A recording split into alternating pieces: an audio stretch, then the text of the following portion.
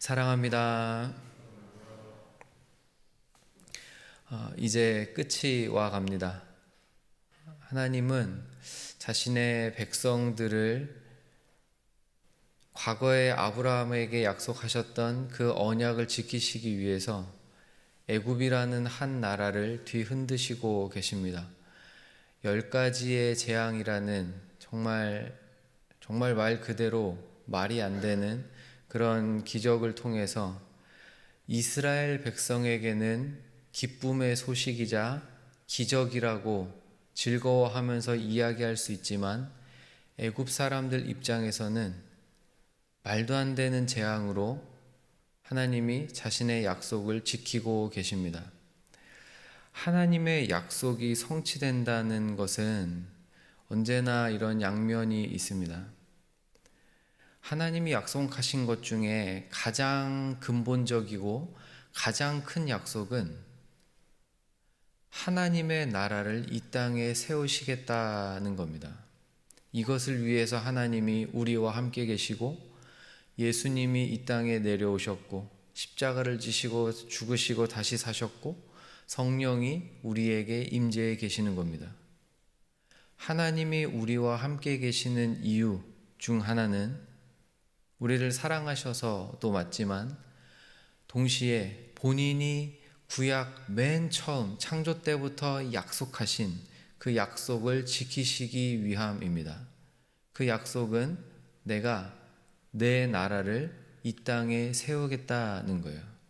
그런데 하나님의 그 약속이 이루어지고 있고 또 완전히 이루어질 텐데 그 약속이 이루어진다는 건 언제나 양면이 있어서 하나님을 사랑하는 자들에게는 기쁨의 소식이에요. 나를 통해 하나님의 나라가 세워지고 내가 사는 이 땅이 하나님의 나라가 되어가고 언제인진 모르지만 그 나라가 완성된다는 이 약속이 이루어지고 있는 것은 하나님을 사랑하는 자들에게는 기쁨이지만 하나님을 모르는 자들에게는 그저 심판이 다가오는 것을 기다리는 것에 불과합니다. 하나님의 약속이 성취된다는 것, 대부분 은혜로 주어지는데 바꿔 말하면 이렇게 됩니다.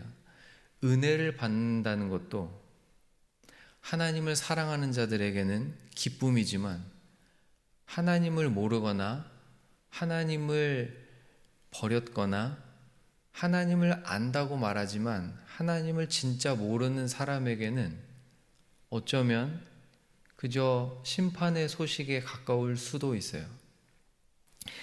좀 길게 말씀드렸는데 오늘 하나님께서 10번째 재앙을 내리시겠다고 모세에게 선언하셨습니다. 이제 바로 앞에 나가는 것도 마지막이에요. 처음에 나갔을 때 모세가 벌벌 떨면서 나갔고 바로는 화를 냈습니다. 그런데 지금 10번째 재앙 때쯤 되니까 완전히 이게 뒤집혀서 바로가 어땠는지는 하나도 안 나와요. 오히려 모세가 화를 내면서 나옵니다. 이렇게까지도 마음이 완악해서 피해란 피해는 백성들이 다 보고 있는데 끝내 마음을 돌이키지 않는 바로를 보고 8절 끝부분에 내가 나가리라 하고 심히 노하여 바로에게서 나오니라. 모습이 완전히 역전돼요. 하나님의 역사는 언제나 작은 자를 들어서 높은 자를 낮추시는 줄을 믿습니다. 3절에 2절에 백성에게 말하여 사람들에게 각기 이웃들에게 은금 패물을 구하게 하라. 이거 하나님이 모세한테 주신 명령이거든요. 그러니까 모세가 바로한테 가서 이제 마지막 10번째 재앙이 내릴 겁니다. 그 재앙은 애굽에 사는 모든 첫 번째 난 생명이 다 죽는다는 겁니다. 이 두려운 소식을 선포하는 거였고, 그 다음에 또 한 가지는 백성들한테 가서, 이스라엘 백성들한테 가서 오늘 중으로 애굽 사람들, 여러분 옆집에 살고 있는 애굽 사람들한테 가가지고 은금 패물을 요구하십시오 라는 말을 선포해야 됐어요. 그래서 그렇게 했더니 3절에 여호와께서 그 백성으로 애굽 사람의 은혜를 받게 하십니다. 표현이 되게 잘 보세요.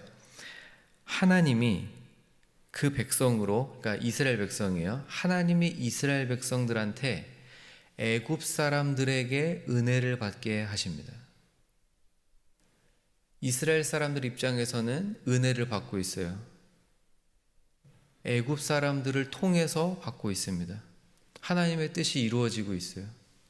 근데 애굽 사람들 입장에서는 어떻게 되는 겁니까? 그동안 자신들이 열심히 살면서 모아왔던 은금 패물들을 다른 이유 없이 이스라엘 백성들에게 지금 나눠주고 있습니다. 하나님의 뜻이 이루어지고 있어요. 이게 하나님의 뜻이 이루어진다는 것의 양면이에요. 그 3절 끝부분에 보시면 또 그 사람 모세는 애굽 땅에 있는 바로의 신하와 백성의 눈에 아주 위대하게 보이도록 하나님이 만들어 주십니다. 맨 처음에 모세한테 바로한테 가서 내 말을 전해라 할 때 내가 너를 바로에게 하나님같이 되게 해주마라는 약속을 주셨습니다. 그 약속이 10번째 재앙 때에 와서야 이루어지고 있는 거예요. 이제 바로가 모세를 볼 때는 웬 80살 먹은 할아버지가 아니고 볼품없는 양치느라고 볼품없는 사회적인 신세를 보는 것이 아니라 하나님과 같이 위대하고 큰 자처럼 보이게 해주시는 거예요. 왕이 그렇게 보고 있는 겁니다. 이게 하나님의 일하심이에요.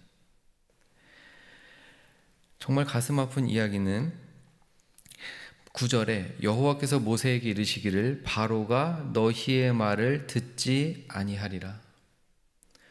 전무후무한 울음이 있을 거다. 전무후무한 슬픔이 지금 네가 다스리고 있는, 너가 왕인데 너가 다스리고 있는 백성들이 전무후무하게 울게 될 거다. 이 두렵고 무서운 선언을 듣고 있고 말도 안 되는 게 9번이나 이미 일어났으면 이제 들을 만도 한데 하나님께서 이미 얘기해 주셨어요. 9절에 그러나 지금까지 얘 마음이 완악하여져서 안 지켰다. 그러니 내가 마지막 이 10번째 재앙을 애굽에게 내리게 될 거다라는 말씀을 이미 주십니다. 그게 9절 말씀이에요. 바로가 너희의 말을 듣지 아니하리라. 그러므로 내가 애굽 땅에서 나의 기적을 더하리라. 이 10번째 기적, 백성들에게는 기쁨의 소식이고 애굽 사람들에게는 전무후무한 두려움의 슬픔의 소식이 될 이 선언이 지금 바로 앞에 울려 퍼졌습니다. 사랑하는 여러분, 바로는 왜 이렇게 완악할까요? 6번째 재앙 때부터 하나님이 막으셨기 때문입니다. 5번째 재앙까지는 사실 원어 성경을 봐야 좀 정확하게 표현되는 건데 5번째 재앙까지는 자기가 마음을 스스로 완악하게 해요. 마음을 혼자 돌이킵니다. 기적을 보고 그래 가라 라고 했다가도 번복하죠.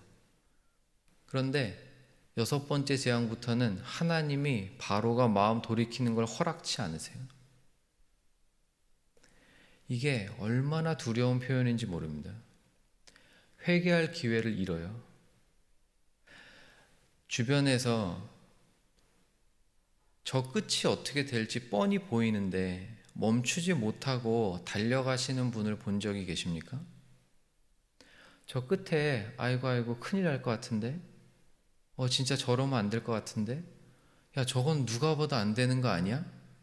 근데 그걸 끝내 정말 끝끝내 포기하지 못하고 잘라내지 못하고 끊어내지 못하고 끝까지 가서 정말 주저앉는 사람을 보신 분이 계십니까?